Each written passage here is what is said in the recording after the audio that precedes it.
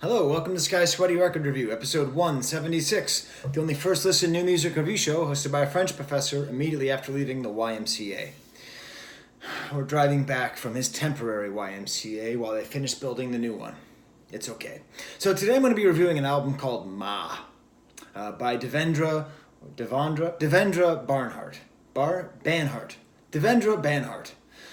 Now, first of all, Devendra Banhart is a part of this whole constellation of indie musicians who are super well respected, who rose to prominence in the underground scene in the early 2000s or the 2010s that I just completely ignored for one reason or another.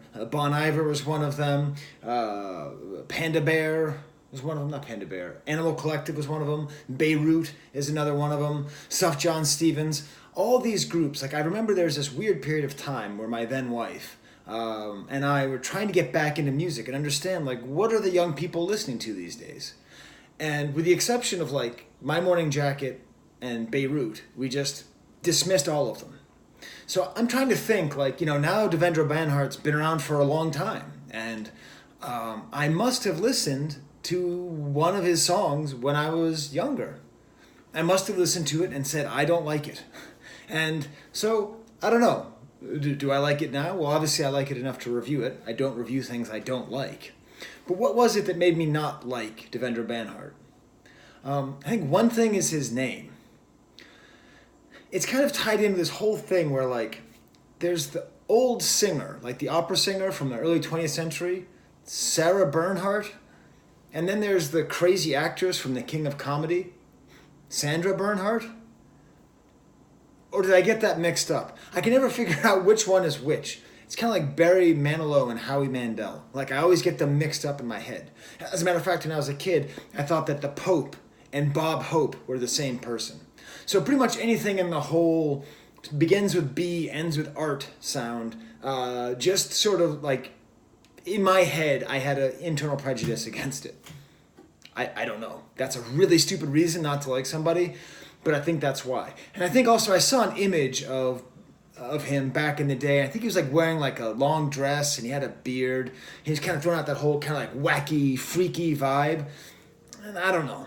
I'm just not that into wacky, freaky vibes. So if you're one of these Banhart fans, if you heart Banhart, why don't you tell me something that I might like more than this, if this is not his best work? Because I did enjoy this quite a bit.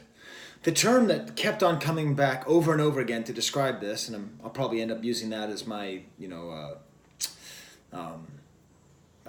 thumbnail, I go like that, the thumbnail right there. That'd be stupid, but I'll probably do it anyway. Is soft and sharp. Now, usually when you hear soft, you think that sharp would be antithetical, it would be an antonym. But it's not. I think something can be soft and sharp at the same time. Like, the music has a very soft rock, 1970s, folky feel to it. But the lyrics and the content is very sharp, very precise. He makes a lot of great observations. He does a lot of good, sharp songwriting. So that's how I kind of think of it. This must have been what threw me off from him when I was younger. Because when I was younger, I had a hard time accepting things that I perceived of as being soft in a way that wasn't cool. What really actually broke me through that was learning to love Harry Nilsson. There was a time where the Casino soundtrack is a great soundtrack. I would argue Scorsese's best soundtrack. I know, but I think it is. And Without You by Nilsson is on there. And I used to listen to it ironically. Without living is without you. And I'd laugh at it and I'd laugh at it. And one night I was driving and I just go, God damn it. This is a great song. And that was like this dividing line for me, where I realized, okay, I can like soft music that I perceive as cheesy if it's well written, if it's well performed, and if it's well produced. And this album, for the most part, fulfills all of that. Ma by Devendra Banhart. Yes, I have to keep looking at it. Not Barnhart, Banhart. His vocals are interesting. He has like a very strong voice, but he's basically usually whispering. like not whispering, but singing low and with kind of like a little flutter. And sometimes he'll double track himself. So it has kind of this weird effect. And sometimes he's sort of conversational and playful, frankly, like Nilsson. You'll notice that Nilsson's coming up.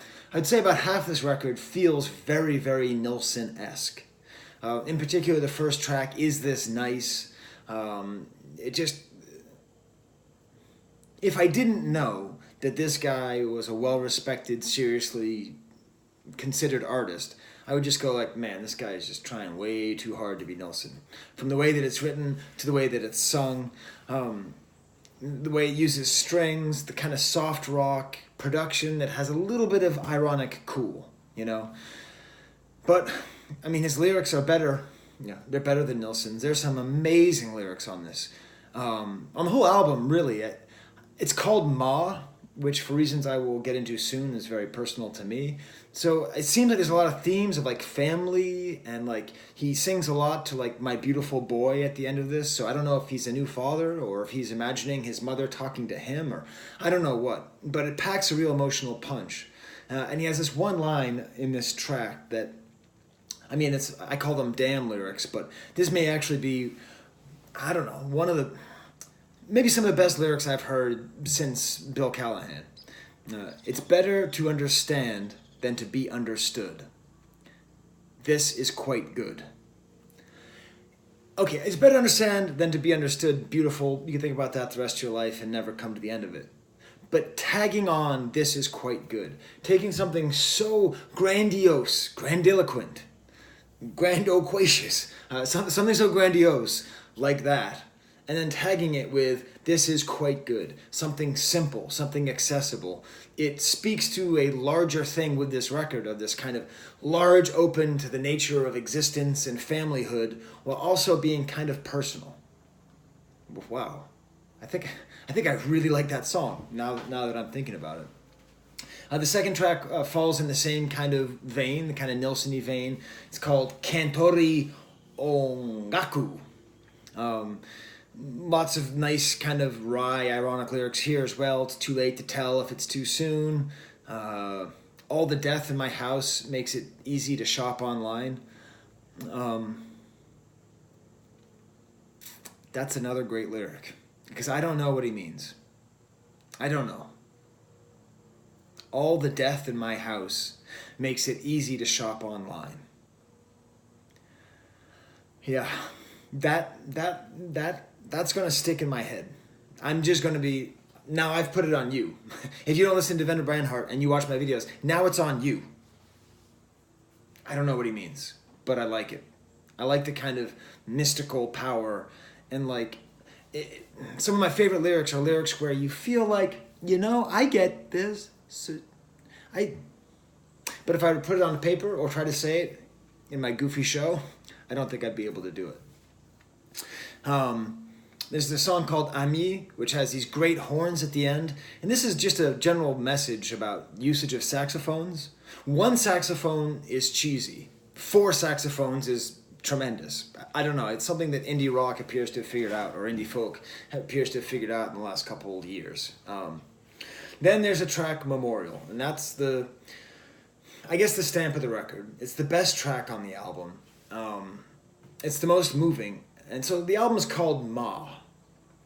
And that's a fairly uncommon thing to call your mother. And I call my mother Ma. Okay? Or I called her Ma before she died, 3 years ago in about a month. So like in the fall, I usually think a lot about my mom, and I think about her passing and the difficulty of that. So this song and this album really hit hard. Like if you're suffering through grief about a dead loved one, maybe don't even listen to this track because it's that good. Is it about his own mom? I don't know. It's so well written that I actually had to look at the credits and make sure it wasn't secretly actually a Leonard Cohen song. It is so much in the Leonard Cohen wheelhouse. And okay, this is an easy observation to make, so I don't think I'm some kind of brilliant observer of Devendra Banhart's music. Obviously, he's trying to sound like Leonard Cohen. Do you know how hard it is to sound like Leonard Cohen? Do you know how hard it is to actually make a Leonard Cohen-like song that is any good at all, much less something that feels like it is good enough to be an actual Leonard Cohen song? I don't know anybody who's done it. Like maybe Nick Cave has done it, maybe, but he's a little too into himself or too dramatic. If you can think of anybody who's successfully done what Leonard Cohen does, just let me know, because this track does it. The way that he sings it is very restrained. There's even a little croakiness like Leonard Cohen. The lyrics, love is just a word and not what the word means. I mean, the literary theoretician in me wants to go talk about performative words, and anyways, I'm not gonna get into that. But like, love is just a word and not what the word means. Like, that's true. Like, love is just a word, and that word itself is not. It is just a semiotic indicator of what love is. But then he says, I'll say it just the same. I'm talking to an entity made of empty night. Excellent, poetic, moving lyrics that does what Cohen does, where you know that he's singing about somebody in a hospital room who's dying. Maybe his mom, maybe not. You know that's actually happening. But the way that he sings it makes it completely universal, to the point where he might as well have been an alien shot down from another planet to describe the feeling of loss. I'll play you a little bit of that song just so you have an idea of if you might like it. Thematically, the album is not that consistent. There's sort of like multiple different sounds. So this is a sound from this record, Memorial. It's dawn and I'm insane. Love's just a word and not what the word means, but I'll say it just the same. So just in that little bit, you heard the full range of his voice, like the croakiness, and then Aaron Neville sounds. So just a great track. There's a couple good ones too that are kind of like outliers. So a track called Now All Gone. It's kind of this weird minimalist beginning. I'll play a little bit of that, like just... In the future with all its empty seats. So just the rest of the album is very lush. Lots of chords and orchestration. This track is a little bit minimal. He has a lot of songs in Spanish. The first one, Carolina, is not good. It's too bad because my niece is named Carolina, and I've always wanted there to be a great song about someone named Carolina, not Carolina or Caroline. But it's just not a good song. I don't like it. But then maybe my favorite track on the album besides Memorial is a track called My Boyfriend's in the Band. And that's all in Spanish, and then the chorus is just My Boyfriend's in the Band. And there's like horns and guitars pulsing. It's got this great simple beat. It's kind of got like, like a fits like da da da da da da da da da da da da da. And the mix between Spanish and English, it's just a great track. I'll play you a little bit of the end of this so you can get a sense of it.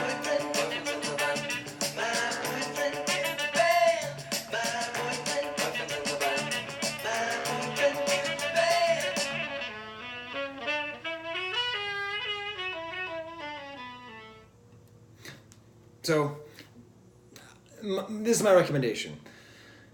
Listen to Memorial and listen to My Boyfriend's in the Band. And if you like those, give the rest of it a shot. I have to admit that by the last track, Will I See You Tonight, I was completely done with this record. I didn't want to hear it for even one more second. I was like, I gotta stop all this soft, I have my limits, it turns out, with how I feel about this kind of music. Sorry, that's my son texting me. Can I stay after school today? I don't know. I'll have to look into that. So that's my review. It's soft. It's sharp. Sharp songwriting. Soft sounding. At times you might confuse it as being cheesy. At times you might not. But I'm happy that I listened to it and gave it a real shot. And if there's something that I'm missing about Devendra Banhart, please let me know. Okay. My kids are almost coming home. I better get going. Until then, there's the camera.